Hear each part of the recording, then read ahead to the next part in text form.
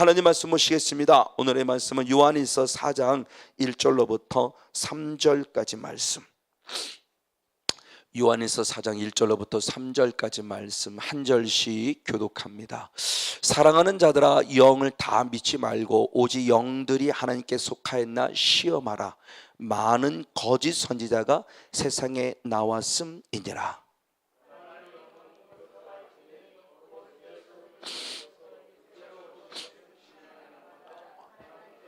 다 같이 있습니다. 예수를 시인하지 아니하는 영마다 하나님께 속한 것이 아니니 이것이 곧 적그리스도의 영이니라. 오리라 한 말을 너희가 들었거니와 이제 벌써 세상에 있느니라. 아멘. 할렐루야. 네, 오늘의 말씀은 지난주 말씀에 이어서 요한일서 4장 1절로부터 3절까지 말씀을 중심으로 예수의 이름이라는 그런 제목을 가지고 잠시 말씀을 상고해 보길 원합니다. 지난주에 먼저 말씀을 드렸을 때 미처 조금 다루지 못한 중점적인 핵심적인 부분을 놓치고 가서 조금 좀 아쉬움이 있었습니다. 끝나고 나니까 생각이 좀 났습니다. 지난주와 지난주에 영을 분별해야 된다라고 하는 부분을 우리가 한번 살펴봤어요. 영은 분명히 분별해야 한다라면서 왜 분별해야 되는가라는 그 첫 번째 이유에 대한 부분은 이 땅에 이미 거짓 선자가 많이 와 있기 때문에, 조금이 아니라 많이 와 있기 때문에 우리는 반드시 분별해야 된다라는 부분의 모습을 보면서, 특별히 지난주의 말씀은 영 분별에 대한 모습을 통해서 영을 분별해야 한다 그랬을 때, 오늘 요한일서 4장 1절의 말씀에서는 시험해 보라 그랬어요. 이 시험해 보라고 하는 부분의 모습이 분별하다 또는 살피다 이런 의미를 가지고 있을 때, 가장 먼저는 어떤 상황과 환경을 보면은 그 사람이 그럴 수 있어 라고 말하는 판단과 정죄의 개념이 아니라 자기를 살필 수 있어야 된다고 그랬죠. 자기를. 그러면 나는.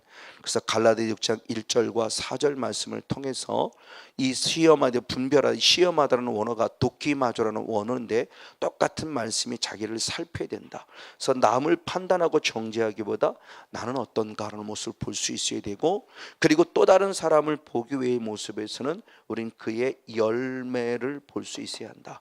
그러니까 단번에 한 번에 잘했다, 잘못됐다, 너는 거짓이다, 너는 거짓 선자다 이렇게 하라고 분별할 수 없다는 거죠. 조금 더 시간이지만 두고 보면서 그분의 삶의 열매죠. 그래서 우리는 로마서 12장 3절 2절 말씀대로 내가 이 세상을 본받지 아니하고 마음을 새롭게 내가 변화를 받아 하나님의 선하시고 기뻐하시고 온전한 뜻이 무엇인지 무엇해야 한다? 분별할 수 있어야 한다. 그래서 상황과 환경과 조건들을 보면서 맞아 라고 말하며 우리들이 그들을 살펴볼 수 있어야 돼요. 근데 이것이 분별되지 아니하면 거짓 선지자의 타켓이 된다고 그랬죠. 누가 거짓 선자의 타켓이 되는가 봤더니 디모데후서 3장 6절에 보면 어리석은 자가 타켓이라 그랬어요. 어리석은 자. 그럼 어리석은 자는 누구냐 그랬을 때, 아직도 끄니까지 육신의 욕심, 욕망, 한번 말씀을 살펴보겠습니다. 디모데후서 3장 6절. 디모데 3장 6절 봅니다. 시작. 저희 중에 남의 집에 가만히 들어가 어리석은 여자를 유인하는 자들이 있으니 그 여자는 죄를 중히 지고 여러 가지 욕심에 끌린 바 된 사람이다 그래요. 그럼 거짓 선자, 다시 말해 사탄이 누구를 타켓으로 삼냐는 거죠. 누구를 쉽게 이단 사설에 넘어가게 만드는 거, 영적 교훈 속에서 잘못된 사상에 빠지게 하느냐 그랬을 때 바로 욕심을 부려서 결국 무엇에? 죄 중에 빠지는 자예요. 그러니까 끊임없는 내 안에 욕망이 있어요. 이 욕망이 하나님의 거룩하게 주시는 거룩한 욕망인지 육신의 욕심인지에 대한 부분을 빨리빨리 분별해야 돼요. 자기를 살펴야 돼요. 그렇지 않으면 오히려 반대로 거짓 선지자의 타켓이다, 이단의 타켓이라는 거예요. 그럼 이 사람이 그러면 성경 공부를 안 하는 불신자냐? 아니요. 성경 공부를 열심히 한다라는 사람인 거예요. 바로 7절에 답이 나와 있죠. 7절에 한번 말씀을 보겠습니다. 역시 한번 봅니다. 지난주에 말씀을 좀 못 따라봤기 때문에 시작. 항상 배우나 마침내 진리의 지식에 이를 수 없느니라. 아멘. 자, 이 사람도, 이 어리석다는 이 사람도 항상 하나님의 말씀을 무엇해요? 배워요. 끊임없이 배우긴 배우지만 놀랍게 진리의 무엇에 이를 수 없었다고 그래요? 지식에 이를 수 없었기 때문에 결국 말씀은 배움에도 불구하고 끊임없이 욕심을 부리고 그 욕심이 결국 죄를 낳고 죄가 장성함으로 사망 속에 있는 거짓 선지자 이단들의 타켓이 되면서 쓰러지고 넘어진다는 거예요. 다시 말해서 말씀을 배워서 사탄의 존재가 절대, 거짓 선지자의 존재가 절대 나를 우습게 여겨서 나를 쓰러뜨리고 넘어뜨리지 않기 위해서는 그 말씀이 진리의 지식에 이르러야 된다는 거죠. 그 진리의 지식이라는 것은 단순히 로고스를 말하는 개념이 아닙니다. 여기서 말씀하자는 개념은 무엇인가 지식적으로 알고 있는 걸 말하는 것이 아니라 그 지식이 레마화돼서 내 말씀이 되어 나를 살피고 나를 변화시키는 말씀이 되어야 되는데, 이것이 레마화되지 않으니까 계속 뭐가 드느냐? 욕심이 싹 트는 거예요. 아브라함은 그렇게 살았대로 끝나버리니까 끊임없는 욕심이 있어요. 아브라함의 복을 받고 아브라함의 후손으로서 영성 안에 걸려면 아브라함같이 살아야 되는데 나는 아브라함같이 살지 않거든요. 그리고도 아브라함 같은 복을 달라고 나는 기도해요. 이 욕심, 그러니까 진리의 지식에 이를 수 없는 이 끊임없는 욕심, 세상의 지식적인 부분은 가득 차 있어서 말씀적으로 로고스적인 개념 속의 지식은 가득 차 있어서는 좀 모르지만 레마화 되어서 자기를 살피고 자기를 변화시키지 않을 때는 사탄의 타켓이 된다는 거죠. 바로 이런 모습 안에서 우리는 분명히 자기를 먼저 살펴라, 자기를 살피고 자기 안에서 하나님이 주신 은혜 가운데 이것을 통해서 주님이 원하시는 바가 무엇이냐, 하나님의 선하시고 기뻐하시고 온전한 뜻이 무엇인지 분별할 줄 아는 자가 되어지는 기회. 그래서 남의 영을 살펴보기 전에 내 영성이 어떠한가를 살펴야 되고, 그리고 다른 사람의 영성도 마찬가지고 나의 영성도 마찬가지지만 결국 한순간에 알아볼 수는 없다. 왜? 갈라디아 3장 3절의 말씀에도 시작은 분명히 성령으로 시작했다가 나중에서야 무엇으로 마치기? 육으로 마치기 때문에. 그러니까 자기 자신의 모습도 마찬가지고 상대방의 모습도 마찬가지고 하나님이 원하시는 거룩한 열매, 그런 삶의 열매들을 맺어가는 자. 왜냐하면 마지막 때 열매를 보고 너를 알리라 말씀할게. 그래서 거짓된 존재가 아니라 참미라는 존재 속에 서는 우리들의 삶의 존재가 되길 소원하면서 지난주의 말씀을 통해서 은혜를 나누었죠. 이제 오늘의 말씀은 지난주 말씀에 이어서 참가, 오늘 본문 중심입니다. 요한일서를 중심으로 보면은 내가 참이냐 거짓이냐의 기준이 어디에 있냐 그랬을 때 아주 중요한 말씀이죠. 이제 오늘과 다음 주 계속해서 조금 더 깊이 한번 다뤄볼 부분인데, 우리 한번 다시 한번 본문의 말씀 요한일서 4장 2절 3절 2절 말씀을 같이 한번 읽겠습니다. 시작. 하나님의 영은 이것으로 알지니 곧 예수 그리스도께서 육체로 오신 것을 시인하는 영마다 하나님께 속한 것이요 예수를 시인하지 아니하는 영마다 하나님께 속한 것이 아니니 이것이 적그리스도의 영이니라. 오리란 말을 너희가 들었거니와 이제 벌써 세상에 있느니라. 아멘. 내가 참이냐 거짓이냐의 기준이 어디에 있다고 하느냐, 예수 그리스도를 시인하느냐 시인하지 않느냐에 있다라고 그래요. 다시 말해 내가 참이냐 거짓이냐의 가장 중요한 기본이 바로 여기에 있어요. 이 부분의 모습을 달아보는 가운데 제가 어리석었을 때죠. 어리석었다기보다 그렇게 못 배웠을 때죠. 예수 그리스도라는 단어를 우리가 너무나 많이 들었는데 예수 그리스도라고 듣는 이분을 그냥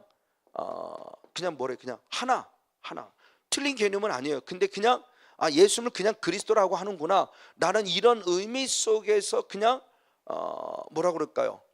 어떤 하나님이 원하시는 진정한 뜻을 알지 못하고 그냥 예수 그리스도 하나로 딱 묶어놓고 이것을 가지고 그냥 예수, 나는 예수 그리고 또 그리스도 그렇게 이렇게 하면서 그냥 이렇게 믿어왔던 게 사실이에요. 틀린 건 아닙니다만 부족함이 많았던 거죠. 즉 영지주의자들의 오늘 핵심적인 부분 속에 아주 중요한 한 부분이에요. 영은 기가 막히게 인정하면서 육은 아주 무시하는 이원론적이고 이분법적으로 삶을 나눠서 영은 거룩한 것이고 육은 하찮은 것이다. 라고 말하며 한 번 구원받은 사람은 그러므로 그 다음부터 짓는 죄는 죄가 아니다 라고 말하면서 육신의 것들의 모습을 털털털 털어버리면서 나는 구원받았음에 대한 잘못된 삶을 살아가고 있는 그런 영지주의자들에 대해서 아주 중요한 부분의 모습을 우리들이 마찬가지 모습이에요. 그래서 우리는 분명히 예수님의 신성과 예수님의 인성이 같이 우리는 인정되어야 됩니다. 그 부분을 아주 잘 다루고 있는 부분입니다. 그래서 오늘은 예수라는 부분에 대한 부분을 중점적으로 나눠보고 다음 주에는 그리스도라고 하는 부분의 모습을 중점적으로 나눠보면서 예수님이 그리스도라고 하는 부분이죠. 예수님이 그리스도, 예수 그리스도가 하나로 그냥 함께 포함되어서 별 의미 없이 그냥 예수님을 그냥 그리스도, 예수님이 예수 그리스도 이런 개념이 아니라 예수님이 그리스도가 되어셔야만 한다라는 의미 속에서 좀 더 정확한 부분들의 모습을 좀 알고 듣고 배웠으면 좋겠어요. 물론 목사님들은 아실 겁니다만 저는 사실 목사가 됐음에도 불구하고 이 부분의 모습을 막연히 알았다가 이 은혜를 잊고 조금 더 정확하게 구분되기 시작했어요. 사실 목사임에도 불구하고. 부끄러운 얘기죠. 부끄러운 얘기예요. 아직도 예수님이 누구이고 아직도 그리스도가 누구인 줄 몰라요. 그 때문에 그냥 예수 그리스도 그러면 하나 그냥 함께 어우러져서 그냥 탁 대강 우리가 그냥 일반적으로 알고 있는 분에 탁 넘어가 버린 경우가 많다라는 거죠. 근데 성경은 그렇게 말하고 있지 않은데, 그러니까 우리의 믿음이 진짜인지 가짜인지 부분을 자기 스스로가 점검해 보지 않으면 아차 싶을 수 있다는 거예요.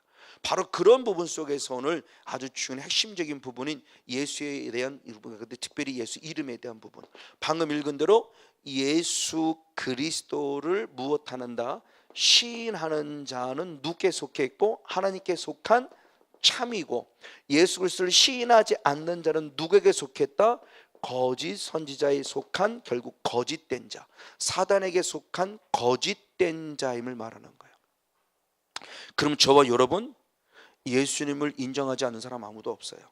그러면 이 예수님을 시인한다는 것이 결국 믿음의 표현인데, 믿음의 표현을 어떻게 표현했냐? 로마서 10장 한번 9절 말씀을 중심으로 한번 살펴봅니다. 로마서 10장 9절의 말씀입니다. 같이 한번 읽겠습니다. 너무나 잘하는 말씀이죠. 시작. 내가 만일 내 입으로 예수를 주로 시인하며 또 하나님께서 그를 죽은 자 가운데 살리신 것을 내 마음에 믿으면 구원을 얻으리라. 할렐루야. 그러니까 시인한다는 것이 무엇이냐에 대한 부분입니다. 시인한다는 것이 가장 먼저는 입으로입니다. 입으로 시인한다, 인정한다는 거예요. 그럼 입으로만 아니요, 다음에 무엇으로? 마음으로입니다. 이것이 마음으로 인정할 때 이것을 무엇으로 표현했냐? 마음으로 믿는다고 표현합니다. 그러니까 시인한다, 인정한다라는 것은 무엇을 표현하냐? 입술로도 시인하고 인정해야 되고 마음으로도 그분을 시인하고 인정해야 돼요. 근데 우리가 까딱 잘못 빠지기 쉬운 부분의 모습이죠. 예수님의 제자들도 마찬가지고, 그렇죠? 마음으로는 분명히 예수를 믿었어요. 근데 실제적인 상황, 위기 상황이 내게 오니까 베드로도 예수님을 무엇했어요? 부인했어요. 가룟유다는 예수님을 배반했어요. 예수를 팔아버렸어요. 가룟유다에게는 아마 마음속마저도 아마 예수님이 없었는지 모르겠어요. 이미 예수를 팔 생각을 사단에게 사로잡아 뺐기 때문에. 그러나 베드로는 누구보다 마음으로는 주님을 사랑했지만 가장 결정적인 순간에 예수님을 부인하고 말았다는 거죠. 오늘들이 일상적인 삶입니다.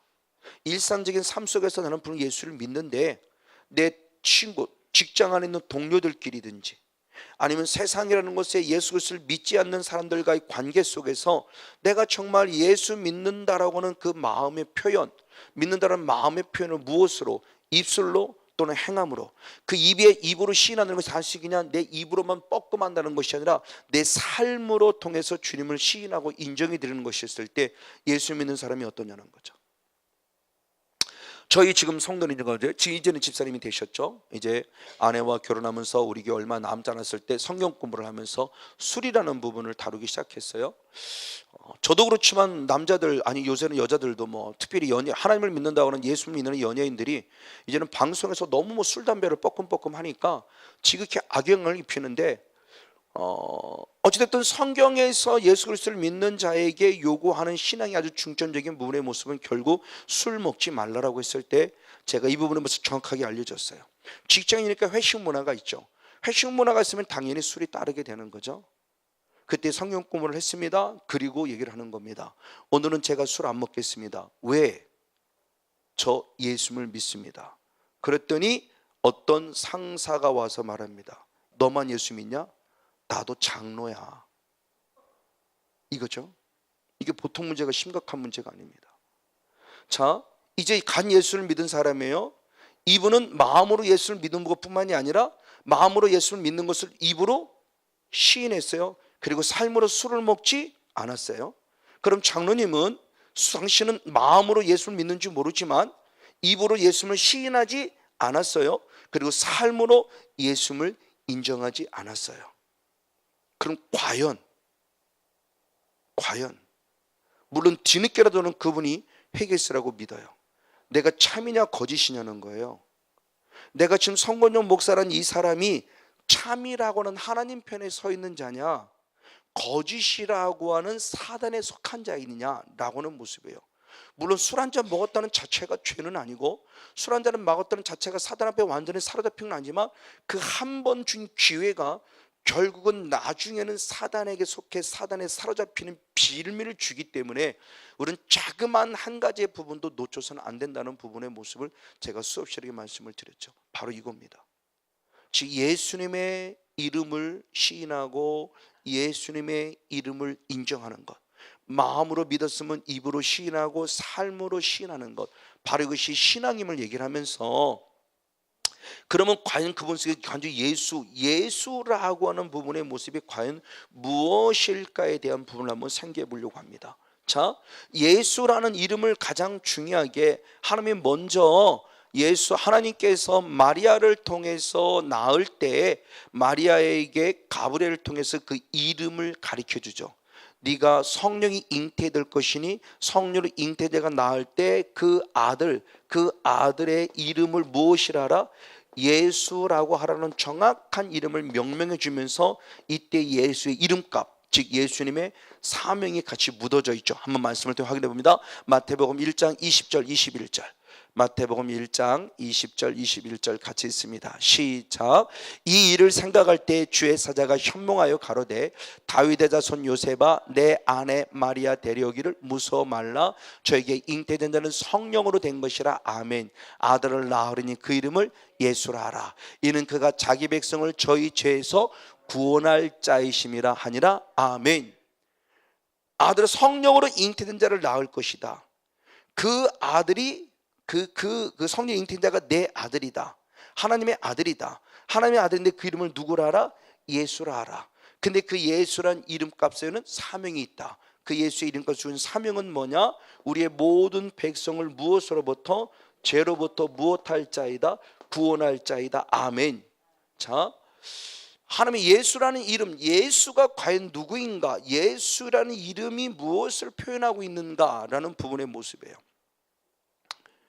하나님이 직접 이름을 명명해 줬어요. 예수라고 하라. 그리고 그 예수는 어떻게 살아갈 것인가에 대한 모습이 예수의 이름값에 이미 심었으니 그는 우리를 구원할 자이다. 근데 무엇으로부터 구원할 자이다? 죄로부터 구원할 자이라는 거예요. 다시 말해서 구원이 뭐냐인 겁니다. 구원. 우리가 예수를 믿으면 구원받는다 그랬어요. 그렇죠? 주 예수를 믿으라. 그리하면 너와 내 집이 구원을 얻으리라. 이 구원이 뭐냐는 거죠. 구원. 이 구원. 성경이 분명히 말하는 거예요. 구원이라는 것은 즉 구원 얻었다라고 표현할 때 구원이라는 개념은 다른 것이 아니라 죄를 무엇 받았다? 사함 받았다는 게 구원이에요. 자, 누가복음 1장 77절의 말씀을 봅니다. 누가복음 1장 77절. 한번 같이 한 목소리 읽겠습니다. 누가복음 1장 77절 시작. 주의 백성에게 그 죄 사함으로 말미암는 무엇을 알게 했다? 구원이에요. 진정한 구원이라는 것은 결국 무엇이냐? 구원이라는 것은 결국 무엇이다? 죄를 사함받았다는 것이 구원이구나. 아멘. 자, 이 말을 달리 말하면 예수 그리스도를 나의 구원자로 믿음으로 말미암아 내가 하나님의 자녀가 됐죠. 그래서 요한복음 1장 12절의 말씀에 영접하는 자 곧 그 이름을 믿는 자들에게는 하나님의 자녀가 되었다 그러는데, 그러면 하나님의 자녀, 이게 구원받은 건 똑같죠. 하나님의 자녀가 되었다는 것이 결국 구원이죠. 근데 구원이 죄사함의 모습이에요. 그러면 하나님의 자녀가 되었다는 건 또 뭐냐는 거예요. 자, 똑같은 말씀이 있습니다. 에베소 1장 5절과 7절 말씀. 시작. 그 기쁘신 뜻대로 우리를 예정하사 예수 그리스도로 말미암아 자기의 아들을 되게 하셨으니 아멘. 우리가 그리스도 안에서 그의 은혜의 풍성함을 따라 그의 피로 말미암아 구속 곧 무엇을? 죄 사함을 받았다. 자, 에베소서의 말씀은 예정론이죠. 교회론을 얘기하는데 교회론은 결국 예정되어 있었다. 언제부터? 창조이전의 영적 세계부터 하나님이 우리를 구원하기로 예정했다. 그런 구원한 우리들을 누구로 부르는 것이다? 자기의 아들이 되게 하는 겁니다. 그럼 자기의 아들이 되었다는 게 뭐냐? 다른 것 아니에요. 예수의 피로 무엇함으로 말미암아 죄를 사함으로 말미암아 하나님의 자녀가 되게 하셨다는 거예요. 그럼 똑같이 하나님의 자녀 역시도 무엇함을 받는 거예요? 죄사함. 그러니까 하나님의 자녀가 되는 게 구원인데, 구원이 곧 죄사함이 곧 구원을 얘기하는 거예요. 근데 하나님의 자녀 역시도 똑같이 결국 뭐냐? 죄를 사함. 다시 말해서 성권용 목사와 저와 여러분은 다 같이 하나님의 자녀가 되었습니다. 아멘. 왜? 예수님을 나의 구원자로 믿고 있기 때문에. 그럼 과연 믿음이라는 게 뭐냐는 거죠. 그 구원을 얻었다는 하나님의 자녀가 되는 것은 성경적으로 근거로 본다면 저와 여러분의 죄가 예수의 피로 무엇받았다? 사함받았다는 증거다. 아멘. 할렐루야. 이거예요. 자, 이거 또 다른 각도로 봅니다. 결국 구원받았다라고는 개념을 달리 보면 내 안에 하나님의 나라가 이루어졌다는 거죠. 이게 중점전환의 핵심이죠. 지금 제가 이 은혜를 읽고 가장 중점적으로 다뤄보는 부분입니다. 하나님의 나라. 그래서 어떤 청년이 와서 얘기를 해요. 그 친구도 백석칙인가 총신에서 지금 이제 신학을 공부하는 친구인데, 자기도 장로교입니다만 자기도 구원론이 상당히 빡빡하게 구원하는데 성 목사님은 나보다 구원론이 더 빡빡해. 아주 그냥 너무 빡세 막 이렇게 표현했다고 그래요. 모르겠어요. 저는 고등학교 때부터 성경 읽기 시작하면서 지금까지 계속 구원론적인 입장에서 성경을 봐왔기 때문에 우리가 생각하는 것만큼 그렇게 구원이 쉽지 않다라는 걸 저는 아는 거예요. 더구나 이스라엘의 역사, 그렇죠? 이스라엘 백성들은 하나님을 믿어 구원받은 택함받은 선택받은 선민입니다. 근데 그들이 계속 하나님이 원하지 않는 길을 걸어갈 때 계속 탈락되어 나가요. 그럼에도 불구하고 하나님은 그들을 자기 사람들 끝까지 사랑해서 끝까지 기회를 주시면서 끝까지 하나님이 주시는 은혜의 선택인 예수 그리스도까지 보냅니다. 그는 또 예수 그리스도를 그는 죽이기까지 해요. 자, 이런 과정 속에서 구원론의 문장을 보니까 야, 이게 쉬운 것이 아니구나. 어쨌든 그런 개념을 보면서 결국 구원론의 입장은 하나님의 나라인 거죠. 근데 영의 세로 들어가 보니까 단순히 구원론이 아니라 하나님의 나라 입장으로 살펴보니까 더 폭넓고 더 깊은 걸 보면서 저는 이제 구원이라는 단어를 하나님의 나라라는 단어로 다시 응용해서 제가 표현하고 있죠. 맞습니다. 자, 구원받았다, 하나님의 자녀가 되었다, 하나님의 나라가 내려졌다는 같은 뜻이요. 그러면 하나님의 나라가 이루어졌다는 것이 역시 무슨 뜻이냐? 골로새서 1장 13절 14절 말씀을 봅니다. 골로새 1장 13절 14절 역시 한번 같이 보겠습니다. 시작. 그가 우리를 흑암의 권세에서 건져내사 그의 사랑의 아들의 나라로 옮기셨으니 아멘. 그 아들 안에서 우리가 구속 곧 죄사함을 얻었다. 할렐루야. 예수님이 이 땅에 오셔서 우리들의 존재를, 사단의 나라가 이루어진 우리의 존재를, 사단의 나라를 박살내고 우리를 어디로 옮기셨다? 하나님의 나라로 옮겨주셨다. 그러면 하나님의 나라로 옮겨주셨는데 하나님의 나라로 옮겨주셨다는 것이 뭐냐라고 했을 때 오늘 또 다른 각도로 봤었더니 무엇이냐? 내가 무엇함을 받은 자다? 죄 사함을 받은 자가 하나님의 나라가 이루어진 자다. 아멘. 할렐루야. 자, 이 모습을 보는 겁니다. 자, 이 모습을 통해 보면서 똑같은 말씀이 사도행전 26장 18절에도 사도바울이 한 번 더 얘기했죠. 한 번 더 보겠습니다. 사도행전 26장 18절. 사도행전 26장 18절. 네, 한 절 말씀을 같이 한 목소리로 읽겠습니다. 시작.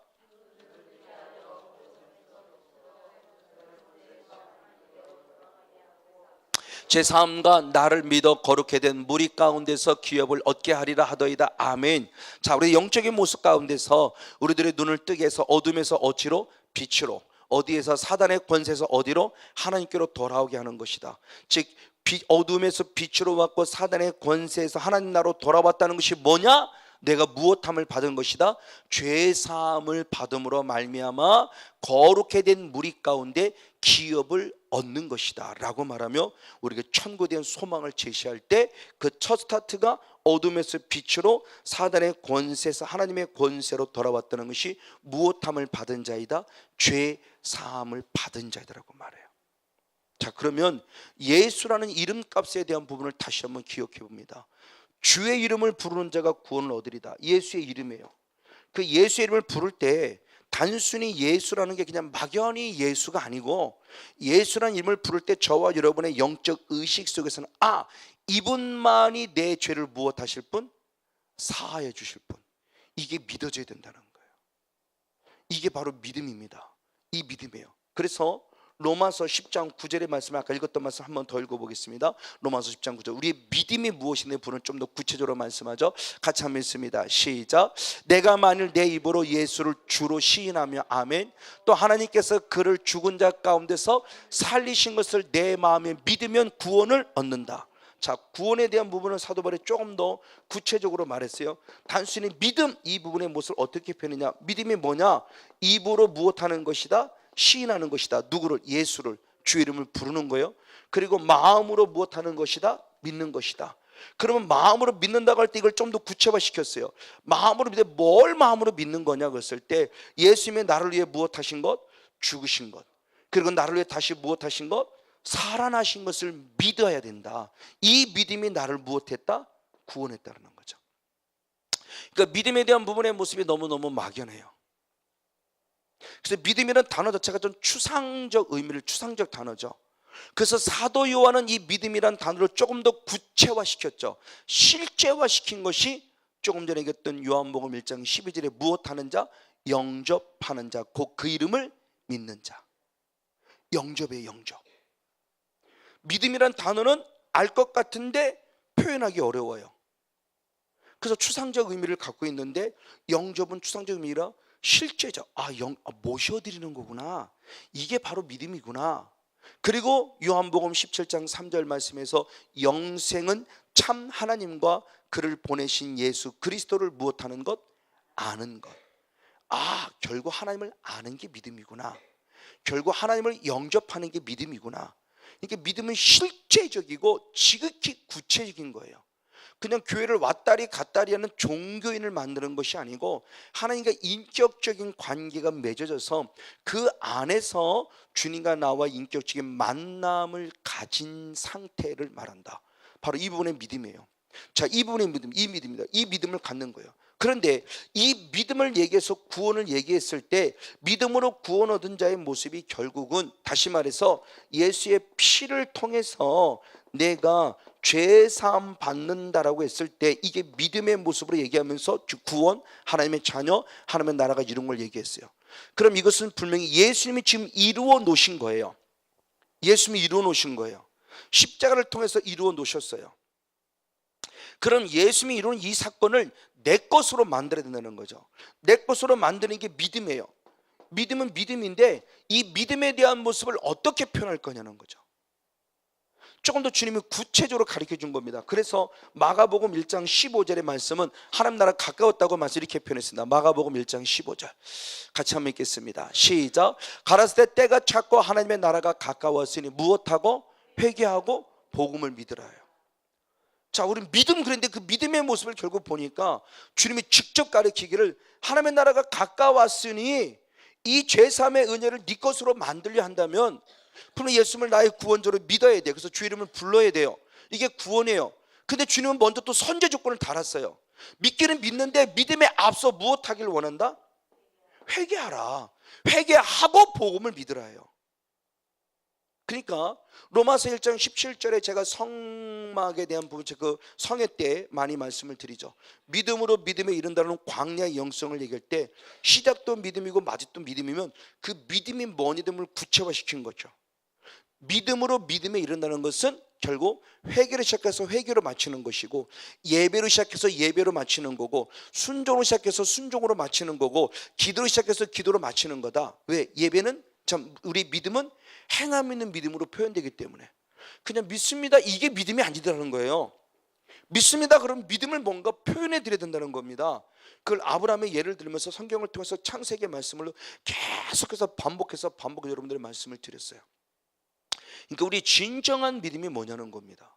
그 믿음 속에 얘기할 때 그 출발점이 바로 무엇이다? 회개한다. 그래서 사도행전 2장 38절 말씀, 사도행전 2장 38절 같이 있습니다. 시작. 베드로가 가로되 너희가 회개하여 각각 예수 그리스도의 이름으로 세례를 받고 죄 사함을 얻으라. 그리하면 성령을 선물로 받을 것이다. 아멘. 무엇하라? 회개하라. 그러면 무엇을 받을 것이다? 죄 사함을 받을 것이다. 아멘. 이 회개하여 죄 사함은 이것이 결국 무엇이다? 구원이다. 이것이 하나님의 자녀가 되었다는 증거다. 이것이 내 안에 하나님의 나라가 이루었다는 증거다. 그럼 한 번 회개로 끝나냐? 아니다. 회개를 시작해서 회개로 마쳐야 한다. 그렇죠? 그게 성막이라는 과정을 통해서 번제단의 영성과 지성소의 영성에 대한 부분을 아주 구체적으로 성회 때 많이 말씀을 드렸죠. 다시 한번 성회 때 좀 더 깊이 다뤄보도록 하겠고, 어쨌든 회개만이 죄 사함 받을 유일한 통로다. 그래서 주님께서 말씀할 때 고린도서 7장 10절 같이 있습니다. 시작. 하나님의 뜻대로 하는 근심은 후회할 것이 없는 구원에 이르게 하는 회개를 이루는 것이요 세상 근심은 사망을 이루는 것이라. 할렐루야. 자, 그럼 이 회개하기를 원하는 사람은 누구냐? 결국 하나님이다. 그래서 하나님의 무엇대로 뜻대로 무엇하는 자? 근심하는 자. 아멘. 하나님의 뜻대로 근심하는 자는 무엇을 한다? 회개를 한다. 왜 회개를 한다? 구원에 이르도록 자라기 위함이다. 아멘. 그럼 하나님의 뜻대로 하는 이 근심은 누가 주시는 거냐? 성령님이 주시는 거죠. 그래서 요한복음 16장 8절의 말씀에 17절 8절 말씀에 우리에게 또 다른 보혜사 성령님이 오셔서 가장 먼저 하신 일이 무엇이냐? 우리의 죄를 책망하신 하나님이에요.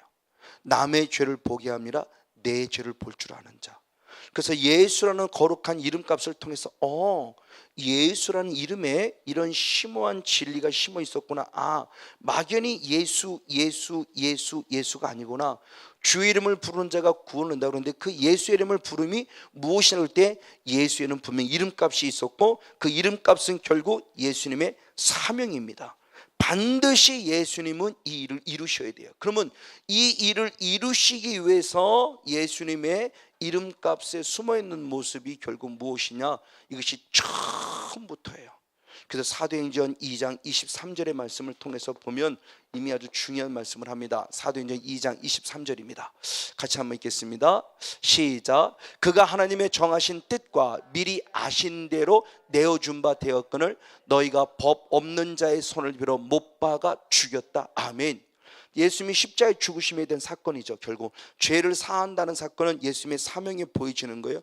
앞으로 예수님의 이름 그대로 그는 우리의 죄를 사하기 위해서 무엇에? 십자가에 못 박혀 죽어야 될 사명이 그 안에 있는데, 십자가에 못 박혀 죽어야 될 이 사명이 언제부터 가지고 있던 하나님의 뜻이냐 그랬을 때 하나님의 정하신 뜻이에요. 근데 이게 언제부터냐? 미리 아신 대로.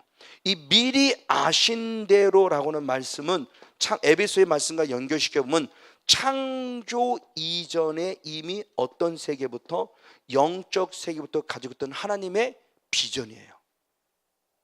그러니까 하나님은 이 땅에 하나님의 나라를 이루기를 원하셨고, 그 하나님의 나라를 이루기를 원하신 그 비전을 가지고 계실 때 하나님의 계획은 우리들이 이미 무엇할 것도, 죄를 범할 것도 알았고, 죄를 범해서 죄로부터를 구원하시기 위해서 이미 예수님의 이름을 그가 가지고 있었고, 그 예수님의 이름을 통해서 그 뜻을 드디어 이루시고자 이제 이 땅에 오셨다는 거예요. 그러니까 하나님이 우리를 향한 구원의 계획은 예정론의 입장에서 중요한 부분의 모습을 말합니다. 교리적인 예정이 아닙니다. 너는 처음부터 구원받기로 예정되어 있었고, 너는 처음부터 구원받지 않기로 예정되어, 이런 극단적 예정론을 말하는 게 아니에요. 저도 예전에 한번 성경 공부했다가 고신축 목사님과 함께 좀 이렇게 부딪혔어요. 그때는 젊은 혈기로 부딪혔죠. 지금은 부딪힐 이유가 없지만, 그렇게 보십니까? 그렇군요 하고 저는 이제 그 상태에서 물러날 텐데, 그래서 제가 궁금한 게 물어봤어요. 그러면 가룟 유다는 뭐냐? 그랬더니 그분의 말입니다. 가룟 유다는 처음부터 구원받지 않기로 예정되어 있던 사람이라는 거예요. 그러면 요한복음 13장 1절에 예수님은 가룟 유다를 얘기할 때 자기 사람이라고 그랬고 끝까지 자기 사람을 사랑한다고 했는데, 그럼 처음부터 구원받기로 예정됐던 사람이 아니면 뭘 자기 사람이라고 표현하냐? 처음부터 마귀 새끼라고 그냥 그래버리면 말지. 그랬더니 답을 못 하시는 거예요. 그래서 이렇게도 볼 수 있고 이렇게도 볼 수 있구나 싶지만, 이렇게 볼 수 있는 눈의 모습보다는 이렇게 볼 수 있는 눈이 조금 더 영적인 깊이가 있고 조금 더 신앙이 자란 모습 안에서 능히 감당할 수 있겠구나 싶은 생각이 들어서 그 다음부터는 누구하고 변론하고 뭐 그런 건 안 해요. 어찌됐든 말씀 안에서 지금 보는 겁니다. 하나님께서 우리들에게 주어지는 귀한 건데, 이것이 창조진의 영적 세계부터 가지고 있던 하나님의 비전. 그래서 디모데전서 2장 4절의 말씀이 하나님의 거룩한 예정론은 무엇이냐, 이 땅에 누가 모든 사람이 다 무엇 받기를 원한다? 구원받기를 원한다. 하나님을 알기를 원한다 그래요. 그러니까 하나님의 예정은 지금 그 사람이 예수를 믿든 안 믿든 하나님 반드시 그 사람마저도 무엇 받기를 원한다? 구원받기를 원한다. 할렐루야. 이게 하나님의 거룩한 예정이죠. 그러니까 이 예정을 이루기 위해서 친히 예수님이, 하나님의 아들인 그분이 누구의 이름을 가지고, 예수라는 이름을 가지고 이 땅에 오셨다. 그 예수라는 이름이 우리에게 어떤 뜻을 가지고 있냐라는 거예요. 자, 그러면서 또 다른 각도의 모습을 봅니다. 그러면 예수라는 이름의 근원이 어디서 시작이 됐냐는 거예요. 자, 가장 먼저 출애굽기 4장, 죄송합니다. 출애굽기 14장 13절 말씀, 출애굽기 14장 13절 말씀을 봅니다. 같이 한번 읽겠습니다. 시작. 모세가 백성에 이르되 너희는 두려워 말고 가만히 서서 여호와께서 오늘날 너희를 위하여 행하시는 구원을 보라. 너희가 오늘 본 애굽 사람을 또 다시는 영원히 보지 못하리라. 아멘. 자, 하나님께서 이스라엘 백성을 출애굽시켰습니다. 그래서 모세를 출애굽시켰는데 지금 앞에는 뭐가 갈라 있고 홍해가 막혀 있고 뒤에는 지금 누가 쫓아오느냐? 애국군이 쫓아와요. 가운데 박혔습니다. 샌드위치입니다. 물에 빠져 죽느냐, 애국군인에게 죽느냐예요. 이런 기로에 섰을 때 하나님이 짠 하고 나타났습니다. 그러면서 뭐라고 말씀하느냐? 얘들아, 너희는 무엇하라? 가만히 있어. 무엇하라? 가만히 있어. 그리고 내가 너에게 행하는 무엇을 보라? 구원을 보라. 그렇죠. 가장 먼저는 애국군인들을 불기둥으로 막아버립니다. 못 오게 막아버려요. 그리고 앞에 홍해를 무엇해요? 갈라요. 그래서 이들이 홍해를 건너서 어디에 들어오게 해요? 광야 교회에 들어오게 해요. 이게 하나님의 절대적 주권. 이건 우리의 힘과 우리의 의로서는 감당할 수 없는 부분이에요. 어찌 아무런 무기도 가지지 못한 이스라엘 백성이 애국군인과 싸워 이길 것이며, 이기는 건 둘째 쳐놓고 이 홍해를 건너야만 되는데 이 홍해를 어찌 건너요? 건널 수 없어요. 그래서 주님 뭐라고 말했어요? 가만히 있으라 그랬어요. 가만히 있으라. 자, 이 부분의 모습입니다. 이것을 지금 신약적인 개념으로 말씀하면 에베소 2장 8절 9절 말씀이죠. 하나님의 절대적 은혜예요. 그래서 구원, 믿음으로 구원 얻었다고 했을 때 그 믿음으로 주 예수를 믿으라, 그리하면 너와 내 집이 구원 얻으라. 믿음, 그 믿음마저도 내 의가 될 수 없는 거예요. 받고 보니까 구원받은 거예요. 근데 그 믿음은 내가 뭐를 믿어서 믿음이 아니라 그냥 하나님이 주신 은혜를 받고 보니까 주님이 나를 믿었다라고 인정해 준 거예요. 의롭다고 여겨 주신 거예요. 내가 정말 믿음이 있어 믿음이 아니라 그것마저도 주님이 주신 은혜였어요. 믿음이라는 그 믿음마저도 그 선물이었다는 거죠. 그래서 주님이 정말 너무너무 감사해요. 오늘 아까 오면서 어느 그 탈북자 어느 분의 그 간증이 쭉 나오는 거예요. 자신의 삶을 보는 겁니다. 자기가 북한에 탈출할 때부터 시작해서 모든 과정들의 모습에서 여기 한국에까지 오기까지 과정을, 그가 눈물 속에 통하면 제가 가슴이 뭉클했어요. 그냥 그저 다 하나님의 은혜예요. 왜? 북한 땅을 건너서 그 강폭이 15m밖에 안 된대요. 북한에서 중국으로 넘어오는 강폭이, 본인의 표현입니다.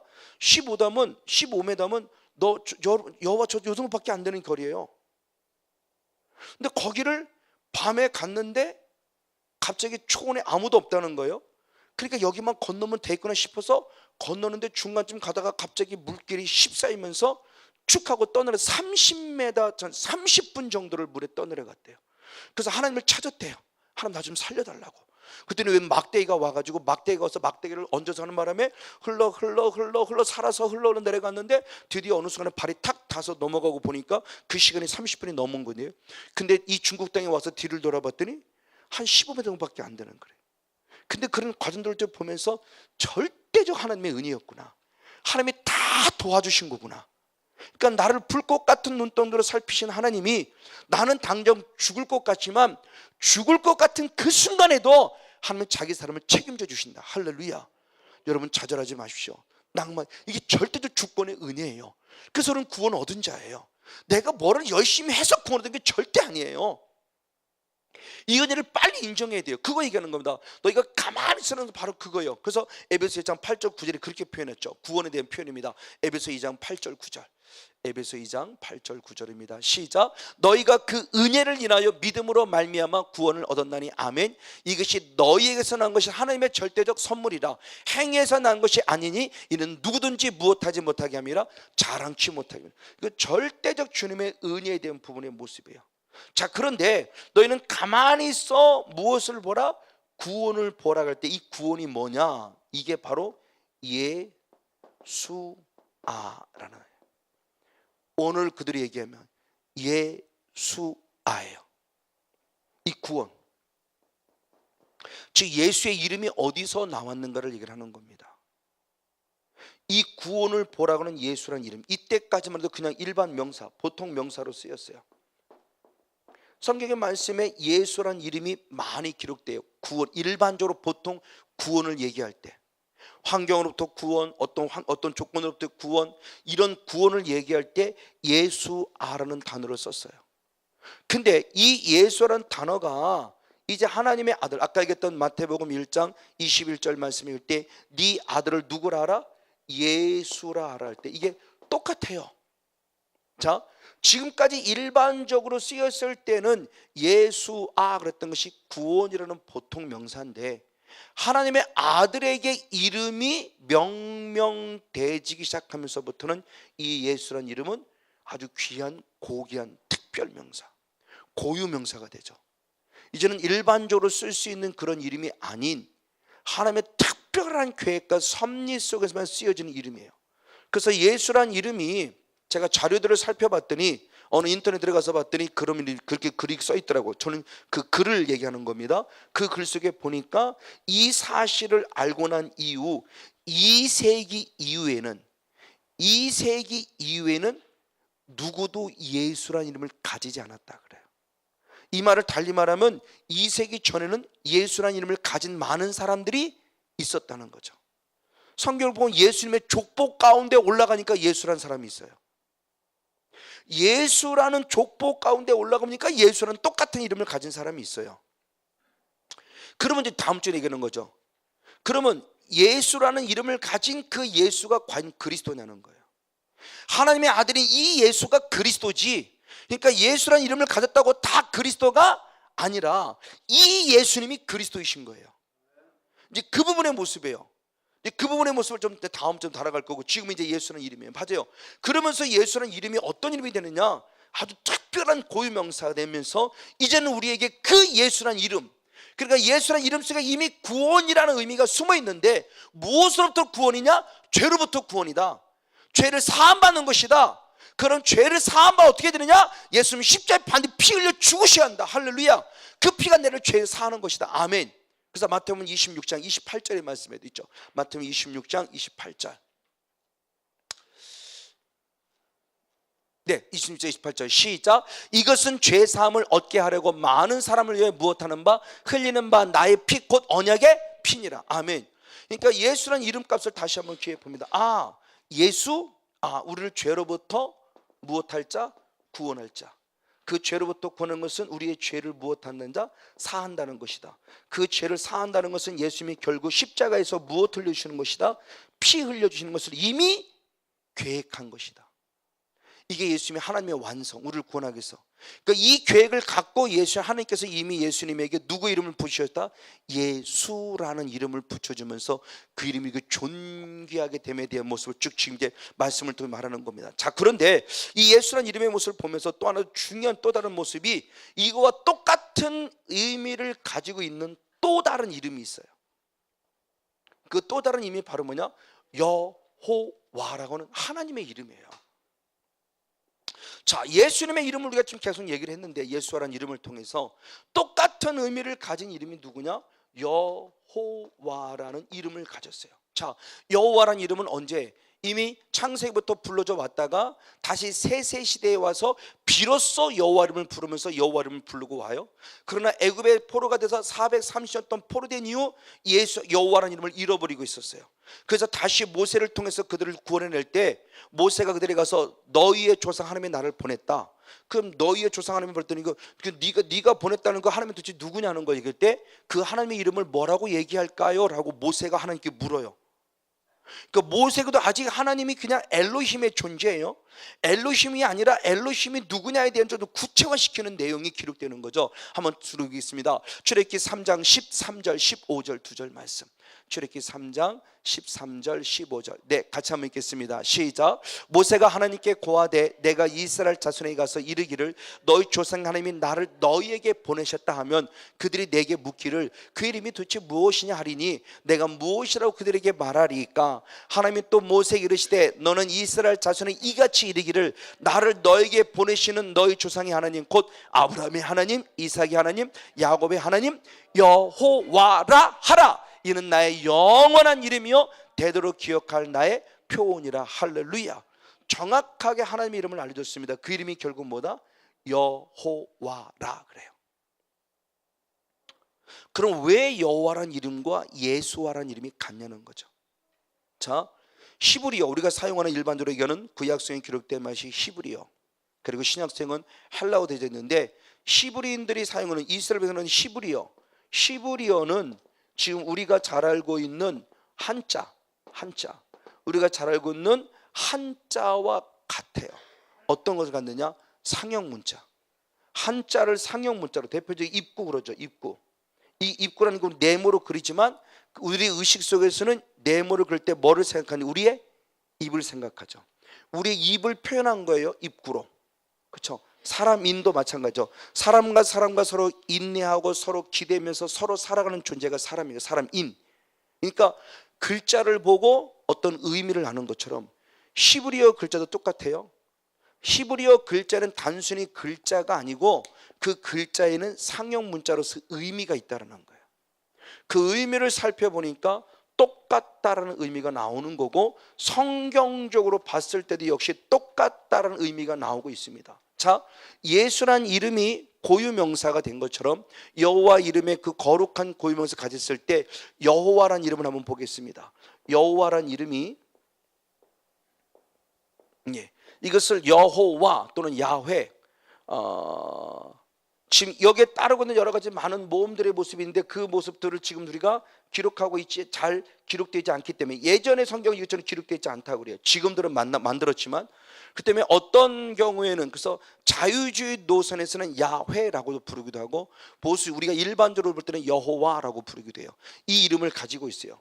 이 이름을 가지는데 이 이름에는 다 뜻이 있어요. 그러면 이 뜻은 뭐냐? 요드라고 그러는데 요드는 손이라고 하는 뜻을 갖고 있고요. 이 해는 보다라는 동사입니다. 그리고 이 바브 또는 와우라는 이것은 못이라는 뜻을 갖고 있고요. 똑같이 해는 같이 보다라는 뜻을 가져요. 즉 여호와 그러면 우리의 의식 속에 뭐냐? 그냥 그대로 상형 문자 그대로 해석을 하면 뭐냐? 손을 보라 그리고 무엇을 보라? 못을 보라요. 여호와라는 의미 속에 이름 속에. 근데 이것을 해석을 하니까 무엇을 보는 거예요? 못 박힌 뭐를 봐라?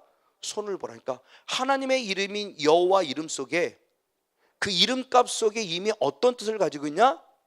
나의 못 박힌 손을 보라는 거죠. 근데 똑같은 이름이 바로 예수아라고 그랬죠. 똑같은 이름이 예수아입니다. 역시 똑같은 의미래요. 예수아라는 모습을 봤을 때 똑같은 이름이 예수아라는 모습을 봅니다. 자, 이것이 손이에요. 이것은 전능자입니다. 전능자. 그리고 이것은 아까 저기 똑같은 대로 못이에요. 못. 이것은 눈이에요. 이건 보다입니다. 보다입니다. 자, 이 모습을 하면 전능자의 손 그리고 전능자의 못을 내 눈으로 직접 보라죠. 이게 그냥 그 직역을 한 겁니다. 이걸 그러나 의미적으로 해석해 보면 결국 뭐냐? 전능자의 못 박힌 손을 네 눈으로 보라죠. 자, 상형 문자를 가진 의미를 갖고 풀어보는 겁니다 지금. 자, 그런데 이것을 정확하게 고백한 자가 있어요. 그 사람이 누구냐? 의심 많은 도마예요. 그래서 예수님이 부활하셨을 때 예수님의 부활을 못 본 가룟 유다는, 참 그 도마는 하나님 예수님의 부활을 못 믿어 막 이렇게 하면 난리칩니다. 그랬더니 예수님이 사랑이 너무 많아서 8일 만에 다시 그들에게 한 번 더 나타나며 그들에게 보여주면서 예수님이 이렇게 말씀하시죠. 같이 한번 읽겠습니다. 요한복음 20장 27절. 요한복음 20장 27절 말씀을 같이 읽습니다. 시작. 도마에게 이르시되 내 손가락을 이리 내밀어 내 손을 보고 내 손가락을 내밀어 내 옆구리에 넣어 보라. 그리고 믿음 없는 자가 되지 말고 믿는 자가 되라. 아멘. 그리고 예수님이 8일 만에 짠하고 나타나시면서 도마에게 짠하고 손을 내밉니다. 그러면서 내 손을 무엇하라? 보라. 그러면 그 손에 지금 무엇이 박혀있는 손이죠? 못 박혀 구멍난 손이겠죠. 이 손을 보라라고 한 거예요. 지금요. 이 손을 보고 믿지 못하는 자가 되지 말고 무엇하는 자가 되라? 믿는 자가 되라고 짠하고 손을 내미는 순간 도마는 뭐를 생각했을까? 여호와라는 이름을 생각했을 것이고 예수와라는 이름을 생각했을 것이다. 그래서 그 다음에 고백에 아주 중요한 고백을 하는 게 바로 28절에 기록되어 있죠. 28절을 봅니다. 역시 한번 읽겠습니다. 28절 시작. 도마가 대답하여 가로되 나의 주시며 나의 하나님이시니이다. 아멘.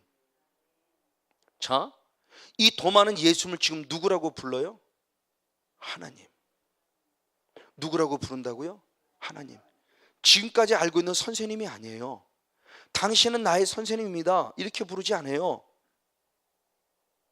당신은 하나님의 아들입니다 이렇게 부르지 않아요. 이 도마는 부활하신 주님을 보면서 못 박힌 손을 보라고 주님의 손을 쫙 내미는 순간 그에게는 누구 이름이 떠올랐을까요? 여호와라는 이름이 떠올랐을 거고, 또 누구 이름이 떠올랐을까요? 예수라는 이름이. 그러는 순간 그가 고백을, 하나님 예수님을 누구라고 고백하고 있다? 하나님. 당신은 나의 하나님이다. 저 말을 달리 말하면 당신은 진짜 나의 여호와 아버지입니다라고 부르는 거죠. 이건 너무너무 신실한 신앙의 고백입니다. 단순히 손을 보여줬기 때문에 하나님이라는 고백이, 그러니까 저 말씀이 왜 나왔는가를 제가 모르는 거죠. 그냥 일반적으로. 그냥 일반 주석도 보면 그냥 하나님이라고 불렀다는 것만 나오지 왜 하나님이라고 도마가 부를 수밖에 없었는가의 원인, 이유에 대한 부분, 그 원인에 대한 부분의 모습은 파헤치지 못했어요. 그러나 부족하지만 제가 히브리어를 조금 공부하면서 그 히브리어마다 의미가 있다는 것을 깨달으면서 보니까 도마가 저렇게 예수님을 하나님이라고 고백할 수밖에 없는 의도가 있었구나, 이유가 있었구나. 그 이유는 이미 예수라는 이름, 여호와 이름 안에 숨어 있었구나. 그걸 드디어 실제로 보면서 그래 맞아, 그러니까 내가 믿는 예수님은 결국 하나님의 아들이면서 하나님의, 단순히 하나님의 아들이 아니라 결국 나의 누구다? 하나님이시구나. 할렐루야. 이건 이사야 선지자가 이미 예언한 거예요. 이사야 9장 6절을 봅니다. 이사야 9장 6절. 이사야 선지자가 아기 예수에 대한 탄생을 이렇게 표현했습니다. 같이 읽습니다. 시작. 이는 한 아기가 우리에게 낳고, 아멘, 한 아들을 우리에게 주신 바 되었는데 그 어깨에는 정사를 메었고 그 이름은 기묘자라, 모사라, 전능하신 하나님이라, 영존하시는 아버지라, 평강의 왕이라 할 것이다. 아멘. 자, 이사야 선지자가 다윗의 후손 가운데 한 아기가 나올 것이라고 예언하는 거예요. 근데 그 아기가 누구냐? 전능하신 하나님이다. 그 아기가 누구냐? 하나님 영원하신 아버지다. 그 아기가 누구냐? 나의 평강의 왕이시다. 자, 저 말씀을 우리가 그냥 일반적으로 알고 있는 이치, 논리로 생각하고 이치로 생각하려면 무슨 아기가 하나님이고 무슨 아기가 아버지고 무슨, 아니 이 왕이라면 그래도 좀 이해할 수 있을 것 같아요. 평강의 왕이다. 근데 어떻게 아기가 하나님이고 어떻게 아기가 아버지가 되냐고요. 그러나 이스라엘의 히브리적 사고를 갖고 있는 이스라엘 백성들은 당신들이 기다리는 메시아가 있지만 그 메시아가 곧 누구예요? 하나님이에요. 근데 그 메시아가 바로 누구예요? 예수님이에요. 그래서 예수님을 보는 순간 다른 제자들 한번 못 깨닫던 모습을 오히려 의심하고 있다가 의심하는 것 때문에 손을 딱 보는 순간 맞네, 여호와라는 이름 안에 이미 숨어 있었고 예수라는 이름에 숨어 있는 그 뜻을 드디어 이루내셨구나. 창조 이전의 영적도 가지고 있던 우리의 죄를 사하기 위해서 친히 십자가 지실 때 단순히 십자가 지면 그 손에 못 박혀 아낌없이 흘리시는 피로 우리 죄를 사한다는 사실을 확증시켜주는 모습을 보면서 우리에게 예수라는 이름에 너무너무 거룩한 이름을 주셨다.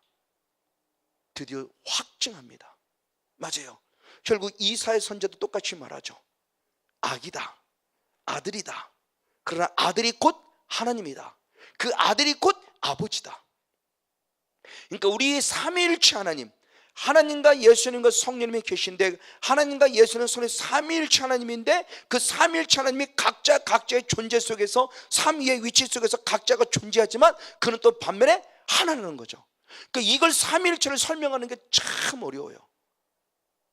그래서 지금도 삼위일체 갖고 끝까지 많이 싸우고 있고, 우리가 선배로부터 배운 거예요. 근데 선배로부터 배운 대로 사용하면 또 이단이라는 소리를 들어요. 저희가 어릴 때는 어떻게 배웠느냐?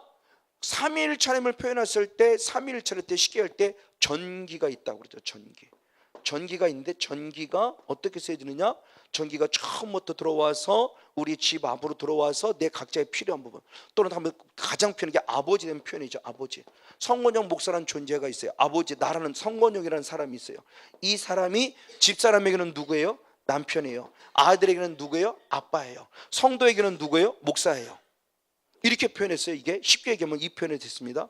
이렇게 설명하면 또 양태론이래요. 그래서 지금 또 이단이라는 소리 들어요.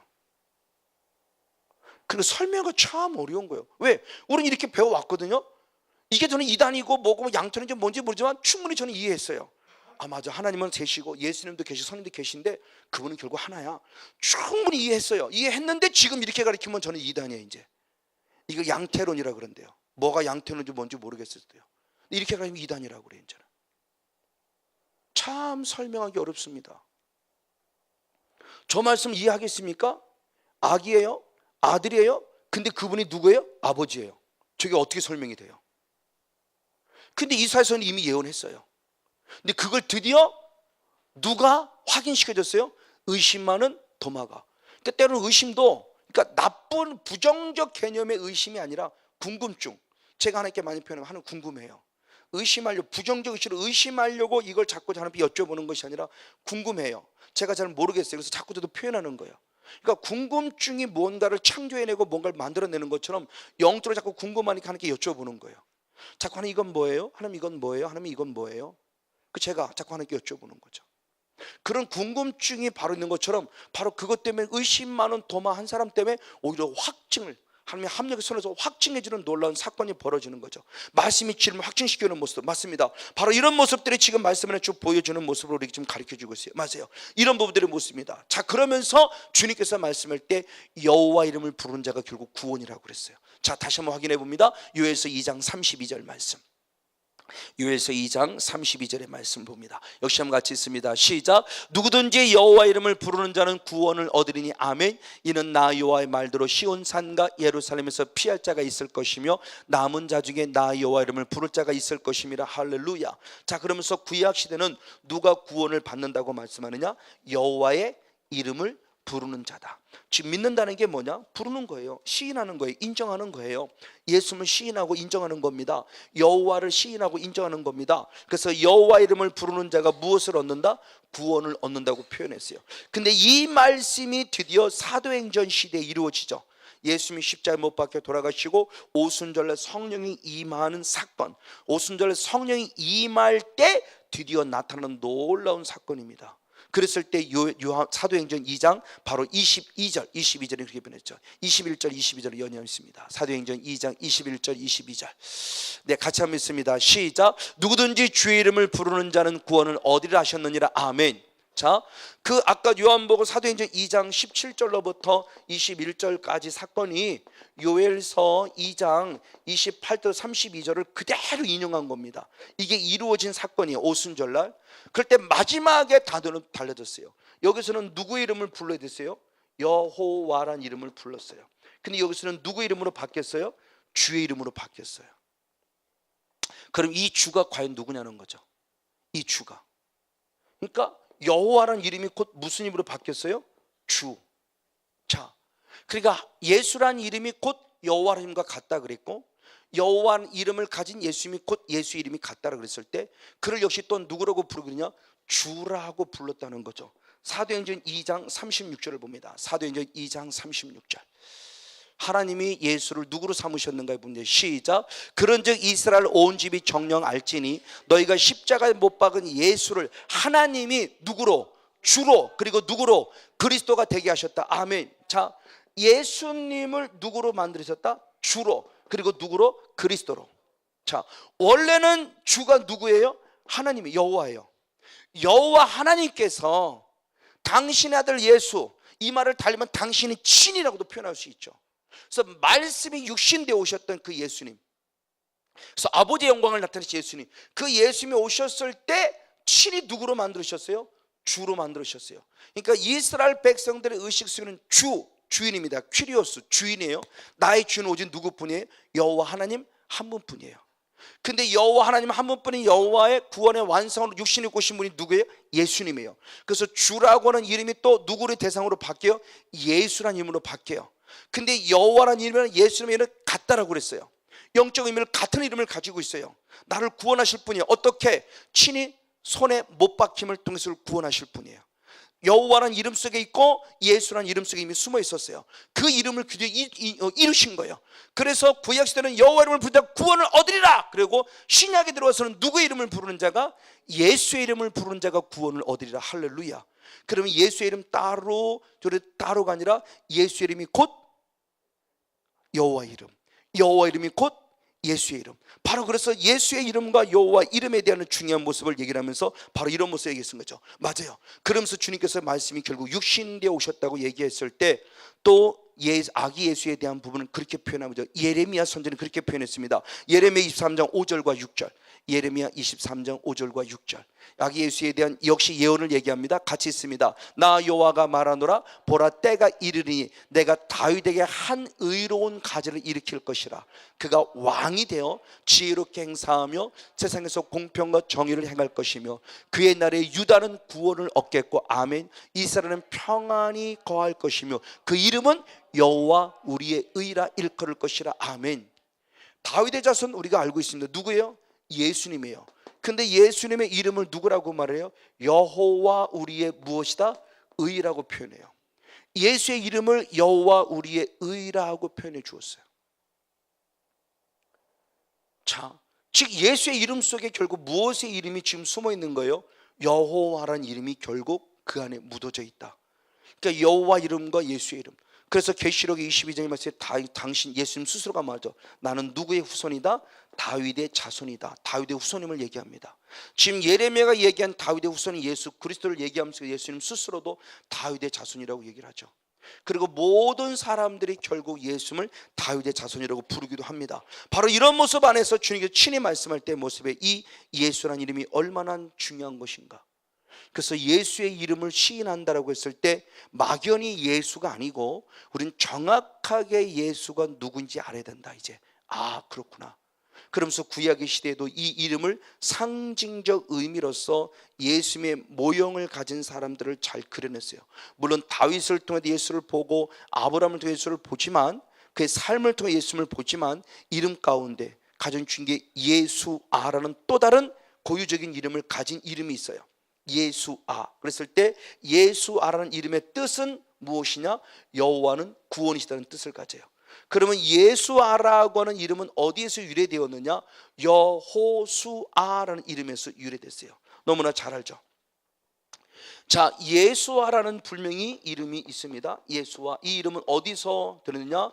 여호수아에서 유래됐어요. 그러면 여호수아라는 이름은 또한 무엇이냐? 여호와는 구원이시라는 두 가지 의미를 다 같이 가지고 있습니다. 예수라는 이름에도. 그럼 여호수아라는 이름은 어디에서 유래되었느냐?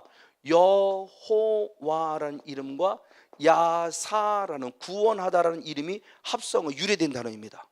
그러니까 결국 하나님이 우리를 무엇했다? 구원하셨다. 여기에서 나온 단어가 여호수아. 여호수아라는 이름에 나온 단어가 또 예수아. 그러니까 계속 성경에서 구약 성경의 말씀을 통해서 결국 보면은 수많은 사람들의 이름값 그리고 실제적인 삶을 살아갈 때 예수님과 같은 삶을 살아갔던 신앙의 위인들은 오직 누구를 비춰주고 있냐? 예수님을 비춰주고 있다. 예수님을 통해 무엇을 비춰주냐? 우리에게 구원을 비춰주고 있다. 우리의 구원을 무엇으로 표현하는 것이냐? 죄로부터 사함받는 것이 구원임을 우리에게 알려주고 있다. 그래서 구약은 오실 예수를 보여준 거죠. 신약은 오신 예수님을 우리에게 가르쳐준 거고, 그래서 우리는 이미 오신 예수님을 믿는 거고, 구약 시대의 모습에서는 누구예요? 오실 예수님을 믿는 거고, 아직 보지 못했어요. 우리도 오신 예수님을 보지 못했어요. 그러나 다시 오실 재림의 예수님을 기다리면서 우리의 신앙을 지금 유지해가는 거죠. 그래서 예수님을 믿음으로 구원의 반열에 섰습니다. 그럼 구원의 무엇이냐? 다시 한번 말씀드립니다. 죄로부터의 구원입니다. 할렐루야. 그 죄로부터 구원의 유일한 모습은 오직 회개밖에 없습니다. 오늘 저와 여러분은 다시 한 번 더 예수님을 내가 믿는 것 같았으나 혹시라도 내가 예수님을 막연하게 믿었단다면 아버지 잘못했습니다. 용서해 주세요. 철저히 말씀 안에 거해서 내가 온전히 의심하는 도마처럼 단순히 예수님으로 봄이 아니라 예수님을 통해서 하나님을 볼 수 있는 영안이 열려지게 도와주시고, 하나님을 인격적으로 만나는 데 축복해 주시고, 하나님의 은혜와 능력을 이 땅에 승리하며 살아가서 축복하여 주시옵소서. 첫째 회개하며 성령 안에 거해서 하나님 나라를 이루어갈 수 있는 복된 주인공 우리 모두가 되어지기를 주님으로 간절히 축복하고 축원을 드립니다.